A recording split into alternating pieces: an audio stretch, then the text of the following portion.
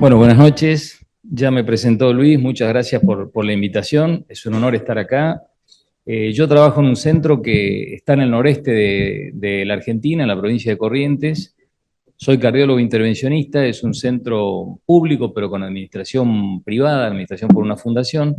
Y es un instituto eminentemente cardiovascular, o sea que nosotros hacemos estructural, coronarios, periféricos, y dentro de la patología estructural hacemos unas 30, 40 orejuelas por año, y esa es nuestra experiencia con los tres dispositivos. En la Argentina tenemos los tres dispositivos, Watchman, Lambre y Amulet, así que tenemos más o menos experiencia con los tres dispositivos. Vamos a tratar en momento de hambre. La gran diferencia que tenemos, siempre digo yo, con el Tabio, con el Mitraclip, es que los pacientes vienen solos porque son sintomáticos y el médico que deriva, los pacientes realmente lo deriva con mucha facilidad porque el paciente es tan sintomático. Cuando queremos hacer orejuela, medio que los tenemos que ir a buscar. Entonces, el primer problema que se plantea siempre, tanto cuando uno inicia un programa como cuando lo está desarrollando, es cómo conseguir pacientes. Esto es una encuesta que se hizo en Estados Unidos en el 2019, donde le preguntan a los médicos cuál es la principal limitante o la principal dificultad que ellos tienen para derivar pacientes. Y es realmente lo que se replica en la práctica cotidiana. La primera y quizá la más importante sea que los datos que hay sobre eficacia son controvertidos comparados con los DOAC. Los niveles de recomendación en las guías son bajos, todos sabemos porque ya se dijo, los estudios pivotales fueron comparados con warfarina, a partir de ahí vinieron los estudios con anticoagulantes directos, entonces hoy los niveles de recomendación no se elevan porque no hay estudios comparativos con los nuevos anticoagulantes. A lo segundo que le tienen miedo los médicos derivadores es al riesgo. El 50% de los médicos dice que es un procedimiento invasivo riesgoso y por lo tanto cuesta enviar los pacientes. Las comorbilidades generalmente son pacientes comórbidos y por supuesto el alto costo del procedimiento. Los escenarios clínicos que nosotros tenemos para cerrar son más o menos estos tres, todos los conocemos. Los primeros son los pacientes con FA que pueden ser anticoagulados, son elegibles, de hecho son los pacientes para los cuales fue aprobado el dispositivo, el Watchman por FDA, los pacientes con riesgo elevado de sangrado con anticoagulación y los pacientes con contraindicación para anticoagulación. Así que mirando un poco de cara al futuro, uno dice, ¿qué va a pasar con el método, con la práctica en los pacientes elegibles para anticoagulación? La verdad que no sabemos, pero lo cierto es que ya hay 3 estudios en curso comparativos con anticoagulantes directos, sobre los cuales o por los cuales tenemos muchas expectativas. Los 3 estudios son 3.000 pacientes del Champion AF, que va a comparar Watchman Flex con anticoagulantes directos, el Catalyst, que va a comparar Amulet con anticoagulantes directos, 3.000 pacientes del Champion, 2.000 y pico el Catalyst, y el Occlusion AF, que es un estudio que va a comparar los 2 dispositivos versus anticoagulantes directos. Los 3 estudios son estudios de no inferioridad, por lo tanto, probablemente si logra la no inferioridad, vamos a tener elevación en los niveles de recomendación, pero siempre como alternativa a la anticoagulación. No va a ser seguramente, aunque sean estudios favorables, aunque sean superiores, como como son estudios que no están diseñados para superioridad, no va a servir para habilitarnos para prevención primaria, por lo menos en los países que no son Estados Unidos. En Estados Unidos ya se sabe que es prácticamente una terapia de prevención primaria. Nos contaba doctor Doshi en Mérida hace 45 días que allá no existe el Hasbled, o sea que el paciente directamente se analiza el CHA2-VASc, y si el paciente quiere hacerse el procedimiento, el médico le explica que tiene la siguiente alternativa, anticoagulación o orejuela, y se hace la orejuela. No es como en nuestros países, como en Asia, como en Europa, donde el alto riesgo y la contraindicación son tenidos muy en cuenta para la decisión de hacer. Y por otro lado, porque son las indicaciones que nos reembolsan.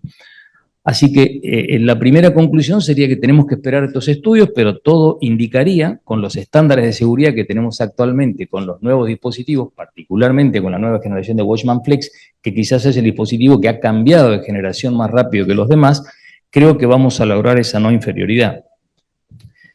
Y lo que les decía, cuando uno ve los datos, la diferencia de los datos que tenemos entre el Pinnacle que permitió la aprobación por FDA de Watchman Flex y los datos históricos de Watchman 2.5, uno dice 99% de éxito, 0.5% de eventos generales 0% de derrame pericárdico, 0% de migración, 0% de mortalidad de todas las causas.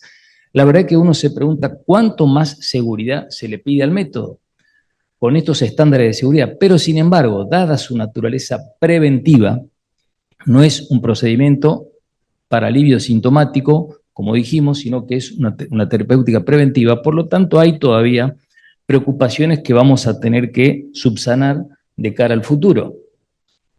Una de ellas quizás es el trombo relacionado al dispositivo. Históricamente el trombo relacionado al dispositivo en los estudios pivotales, en los registros en general, con Amulet y Watchman 2.5 fue de 3,5, 3,8, 4%. Entonces, el trombo relacionado al dispositivo es un problema, sobre todo porque es la consecuencia que sí está relacionada a eventos en el seguimiento. Tener trombo alrededor del dispositivo multiplica por 3 o por 4 la chance de eventos trombóticos en el seguimiento, entonces es un detalle que hay que tener en cuenta. Si bien es cierto que el Pinnacle ya disminuyó esa tasa de trombo al 1.5, al 1.7, todavía, por lo que dijimos antes, sigue siendo un problema. Y cuando se busca identificar predictores independientes, son estos los predictores independientes de trombo, que el paciente esté hipercoagulable, que tenga insuficiencia renal, que tenga una FA permanente, que el implante sea profundo, entendiéndose por profundo que tenga más de 10 milímetros adentro de la orejuela. Eso es un detalle importante y que nos obliga a ser muy cuidadosos en el momento de la técnica, ser lo más purista posible siempre que se pueda. No siempre la morfología lo permite, pero siempre que se pueda, uno tiene que tratar de ser muy meticuloso en el implante. Y el derrame pericárdico, que así como es una complicación predictora de mortalidad, también es predictora de trombo. La segunda consecuencia que es muy importante es el leak peri-device. Si uno mira todos los estudios que conocemos nosotros, registros, ensayos randomizados, Registro Nacional de Estados Unidos, Pinnacle, la verdad que la tasa de leak de cualquier tamaño es bastante alta. El registro Evolution, quizás que fue un registro para pacientes de alto riesgo de Europa, quizás fue el registro que tuvo menos del 10%, pero en general todos tienen una tasa muy alta de leak peri-device, ¿cierto? Y realmente identificar durante mucho tiempo como la tasa de eventos tromboembólicos después de cerrar una orejuela es relativamente baja, quizás menos del 1%, uno necesitaría realmente muchísimos pacientes y seguimientos muy prolongados para decir qué implicancia clínica tienen los leak. Pero ahora ha habido 3 estudios muy significativos que han mostrado realmente que la presencia de leak de cualquier tamaño es importante para el seguimiento de eventos. Por ejemplo, el Registro Nacional de Datos Cardiovasculares de los Estados Unidos, que es un análisis de más de 55.000 pacientes, mostró que los leaks eran realmente, los leaks menos de 5 milímetros eran muy poco frecuentes, eran de 1 o 2%, pero aún esos leaks pequeños estaban asociados a stroke, accidente isquémico transitorio y embolia sistémica. El segundo estudio fue el seguimiento de 5 años del protocolo de acceso continuo 1, post-PROTECT, y el protocolo de acceso continuo 2, post-PREVAIL, y ambos mostraron que los leaks de 0 a 5 milímetros tenían el doble de incidencia de stroke embolia sistémica. Y el tercer estudio es el subgrupo del Amulet Trial, que fue el estudio comparativo de Amulet Watchman 2.5 para tratar de aprobar Amulet en FDA, que mostró de nuevo que la presencia de leak de 3 milímetros también tenían el doble de incidencia de stroke, embolia sistémica y muerte cardiovascular. Por lo tanto, hoy sabemos que los leaks no son sin importancia clínica como pensamos, sino que tienen relación con eventos también, ¿cierto? Y para eso tenemos que conocer qué factores hay modificables y qué factores hay no modificables. Estos son los factores no modificables de leaks: sexo, miocardiopatía, FA no paroxística, CHA2DS alto. La orejuela de gran tamaño es un detalle importante y a eso apunta probablemente la nueva generación de Watchman Flex. Estas preocupaciones creo que la tienen los ingenieros, los diseñadores de los trials, y por eso me parece que eso tiene mucho que ver en el diseño del nuevo Watchman Flex Pro.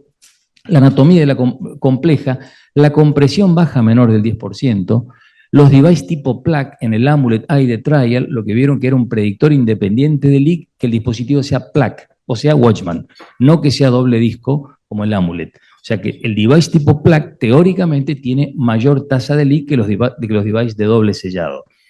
El acceso no coaxial, bueno, que la vaina no pueda alinearse adecuadamente con la orejuela y que la técnica no sea la óptima, por supuesto que también puede ser una incidencia de leak.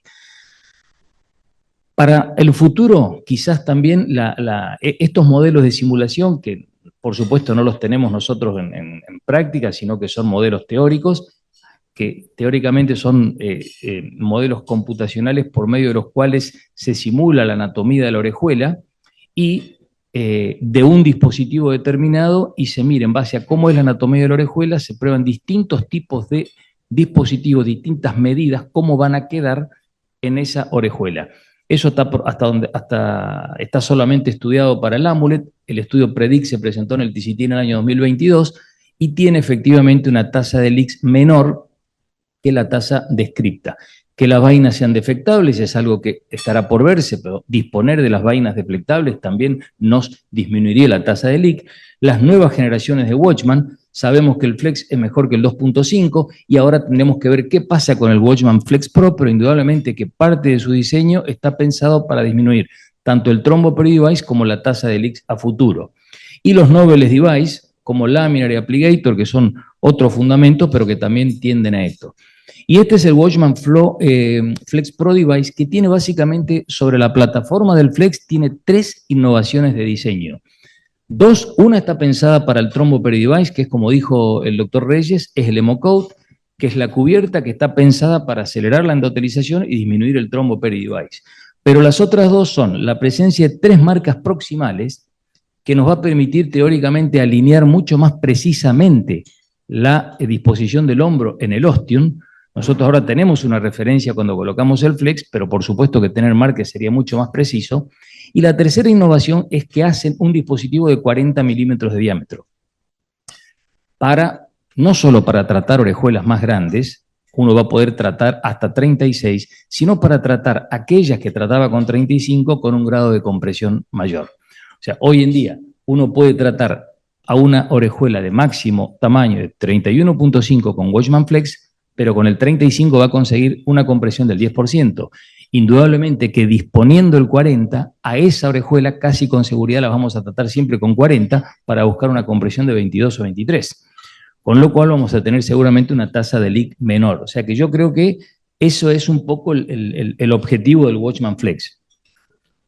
El otro punto que nos puede llevar al futuro es el approach minimalista. El approach minimalista está, me parece, más pensado en Estados Unidos para disminuir costos que por ahí para mejorar la seguridad del procedimiento, pero podría ser también una alternativa no tener que anestesiar a los pacientes y no tener que intubarlos. Dentro del manejo del approach minimalista, se lo puede hacer con la sonda transesofágica de adulto, pero quien disponga de la sonda pediátrica de transesofágico lo puede hacer.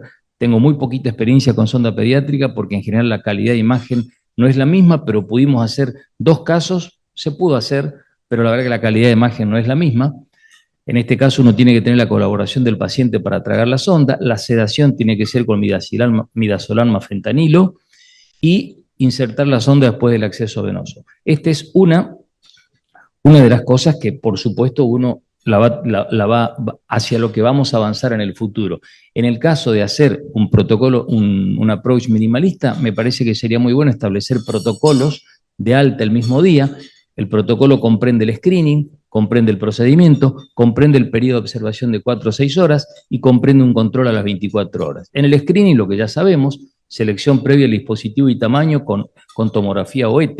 Esto parece obvio, pero lo cierto es que hay grupos que no están haciendo imágenes previas a la elección del dispositivo, porque aparentemente son seguras igual y en general no hay mayores dificultades en poder hacerlo óptimamente al procedimiento, pero no es nuestra práctica, no está bueno que encontrarse con que una orejuela está fuera de rango porque es muy chica o porque es muy grande, porque uno no le hizo imágenes al paciente y tener que suspenderlo en la sala. O sea que me parece que en un approach minimalista es fundamental el screening.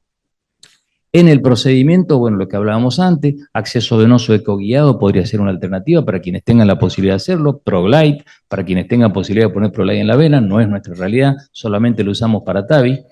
El periodo de observación de 4 a 6 horas para hacer un eco y hacer un eco prealta para ver las dos cosas que habitualmente vemos en el eco prealta, que haya un derrame pericárdico que no fue inmediato, pero que se desarrolló después, o que haya migrado el dispositivo. Y el control a las 24 horas ya con el paciente en la casa, una llamada telefónica y que nos mande una foto de cómo está el acceso inguinal. Eso podría ser el protocolo de un acceso minimalista, de un protocolo de alta al mismo día para quien lo quiere llevar adelante. En este protocolo, en este approach minimalista, por supuesto que el eco intracardíaco, para quienes tengan posibilidad de hacerlo, va a jugar un rol. Tiene un costo muy elevado, tiene una curva de aprendizaje que no está tan clara. La correlación aparente es muy buena con el eco transesofágico, no sé si es tan buena con la tomografía. Yo tengo experiencia de un solo caso, no en nuestro centro, sino que fui a proctorizar, lo estaban haciendo los electrofisiólogos con eco intracardíaco y eco transesofágico. Las medidas coincidían, pero el dispositivo era más chico que el reporte que yo tenía por tomografía. Y si le poníamos el dispositivo en base al eco intracardíaco, el dispositivo quedaba poco comprimido y lo tuvimos que poner en base a la medida tomográfica, que era el reporte inicial. Es una experiencia anecdótica. Quienes tienen experiencia con eco intracardíaco lo hacen habitualmente, pero creo que esta puede ser una limitante, la curva de aprendizaje y poder familiarizarse bien con la correlación de las medidas. Con respecto a los pacientes de alto riesgo de sangrado, es más o menos esto lo que conocemos. Todos los pacientes con HAT-BLEST 3 o más no fueron incluidos en ningún ensayo randomizado de anticoagulación. Los pacientes añosos o con insuficiencia renal no fueron incluidos en estudio de DOAC ni ABK, y en ellos las dosis reducidas de DOAC tienen eficacia dudosa. Tenemos resultados muy favorables en ensayos randomizados Praga y registros del mundo ideal y recientes metaanálisis que les voy a comentar ahora, publicados en septiembre de 2023. Y actualmente tenemos en Estados Unidos esta cifra astronómica que también nos contó el doctor Dossi hace 45 días, que es de 200.000 implantes de Watchman por año en los Estados Unidos. ¿Esto qué está diciendo? Que la práctica indudablemente crece estrepitosamente para los pacientes de cualquier naturaleza. Este es un poco el metaanálisis que le quería contar. Esta diapositiva es muy cargada, una diapositiva fea, uno se pierde cuando la mira, pero solamente les quiero explicar dos cosas y mostrarles los datos. Este es un metaanálisis que analiza 10 estudios, 3 estudios randomizados y 7 estudios observacionales. Los randomizados son los dos que conocemos, el PROTECT y PREVAIL y el Praga 17, pero después hay 7 estudios randomizados, estudios observacionales. Entre todos los estudios juntan 25.000 pacientes, 12.000 y pico para cierre de orejuela, 12.000 y pico para anticoagulación. Y lo llamativo es que los estudios de anticoagulación fueron mayoritariamente anticoagulantes directos. Este es un metaanálisis italiano que está presentado hace un mes. Lo interesante de este estudio es que por primera vez vemos un estudio muy grande, muy bien hecho, que es un metaanálisis que estudia que compara orejuela con anticoagulantes directos y los resultados son estos. Mortalidad cardiovascular, orejuela a favor. Sangrado mayor, orejuela a favor.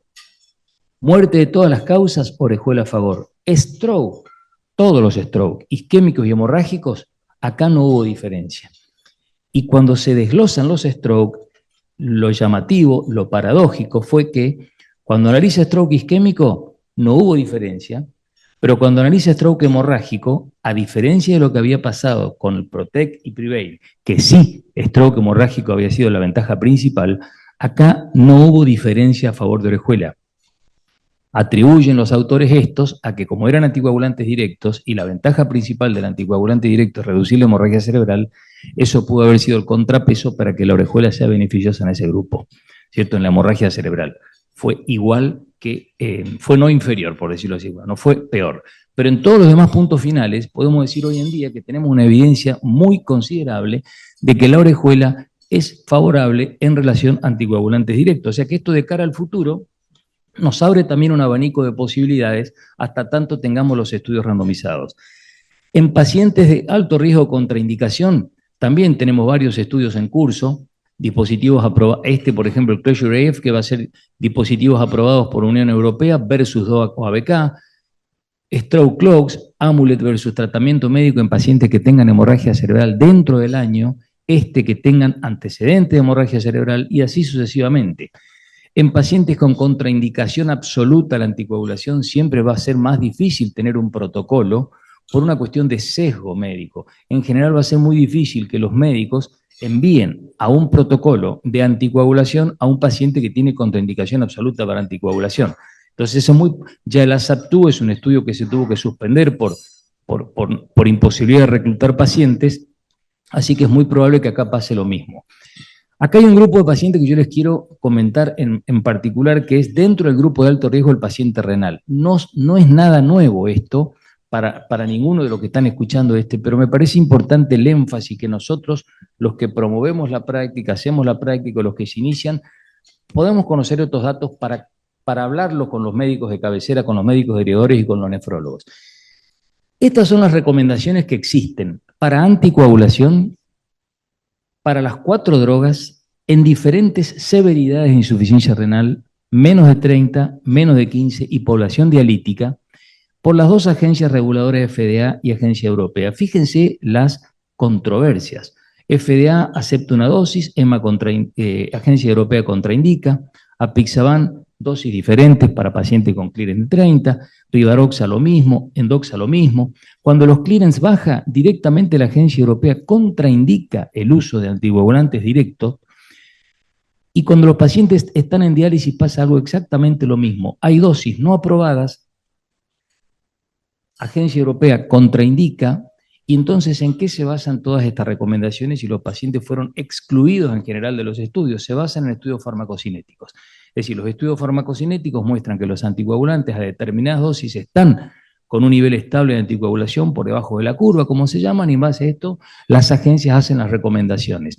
Pero este es un grupo que es muy importante tenerlo en cuenta, porque hay algunas evidencias, esto es una evidencia que no es tan nueva, es del año 2020, pero lo que hacen estos autores es comparar la anticoagulación oral y el pronóstico cardiovascular de pacientes con fibrilación auricular y enfermedad renal terminal, no dialítica todavía, en la base de datos de pacientes renales del Medicare. Y encuentran lo siguiente, ahí tienen la cita para leerla, yo simplemente les quiero contar, les quiero mostrar el gráfico. Fíjense lo que pasa con la anticoagulación en pacientes renales no dialíticos todavía. Muerte para todas las causas, es peor anticoagularlos que no anticoagularlos. Sangrado, hospitalización por sangrado, peor anticoagular que no anticoagular, anticoagular que no anticoagular.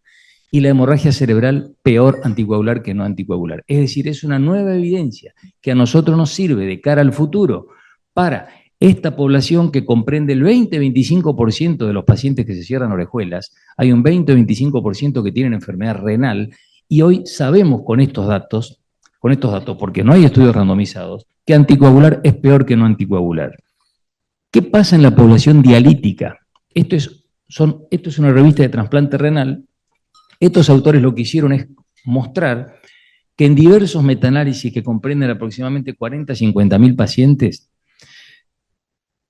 las dosis que recibían los pacientes, las dosis de anticoagulantes directos eran lo que ellos venían, que las dosis que recomiendan las guías eran dosis que favorecían mucho la tasa de sangrado en esos metaanálisis. Entonces ellos lo que hacen es probar con dosis menores todavía, 2,5 cada 12 y rivaroxaban 10 miligramos una vez por día, que no es la dosis reducida de rivaroxa, la dosis reducida es 15. Esta es una dosis muy baja, pero ellos vieron, haciendo los estudios farmacocinéticos, que estas dosis se correspondían con el nivel de anticoagulación estable de la población que tenía función renal conservada. Y entonces establecen un score, porque dicen al paciente con diálisis en general no hay que anticoagularlo, salvo que tenga determinadas circunstancias. Y en base a eso establecen un score, que es el score de riesgo de diálisis.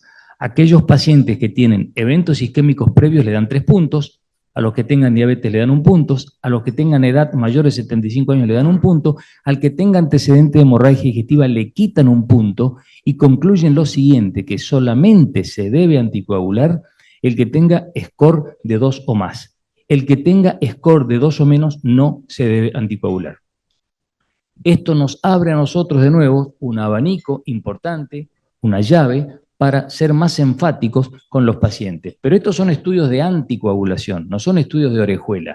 Nosotros podemos inferir indirectamente que podemos cerrar orejuela a pacientes renales, predialíticos, dialíticos, porque los anticoagulantes son peores, pero no tenemos datos de orejuela.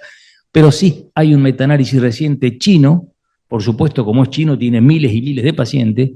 No les voy a contar los detalles, sino simplemente mostrarles la cita para que si lo quieren los busquen, pero la conclusión es esta: el cierre de orejuela es seguro en pacientes con insuficiencia renal crónica terminal. Por lo tanto, ahora que sabemos que anticoagular a los renales es malo y ya tenemos una evidencia considerable de que la orejuela es segura, me parece que tenemos que tener este conocimiento para transmitirlo a los derivadores, a los nefrólogos. La última cosa que les quiero comentar es el paciente frágil. Probablemente han leído o han escuchado el estudio Frey-Leaf que se presentó en el Congreso Europeo en septiembre. Este estudio lo que hizo fue comparar anticoagulación, antagonista de vitamina K con anticoagulantes directos en población frágil. Saben todos ustedes que los scores de fragilidad son varios. Acá lo que hicieron fue considerar frágiles a pacientes con comorbilidades, con polifarmacia, todos tenían más de 75 años, y lo que habían visto es que a pesar de que el estándar de cuidado en Europa es el nuevo anticoagulante, el 40% recibían ABK. Entonces lo que hicieron fue pasarlos a anticoagulantes directos y ver qué pasaba en el tiempo. Tuvo que suspenderse el estudio antes del año, como estaba pensado, porque los pacientes bajo anticoagulación, los nuevos anticoagulantes, tuvieron 70% más sangrado.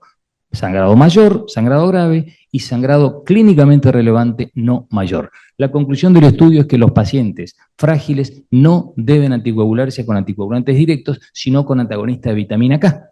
Nuevamente, eso no nos dice que tenemos que hacer orejuela, pero imagínense en nuestros países la dificultad que se plantea con el antagonista vitamina K, por la dificultad del RIM, por los pacientes que viven en zonas rurales o en pueblos chicos, en fin, una serie de cosas.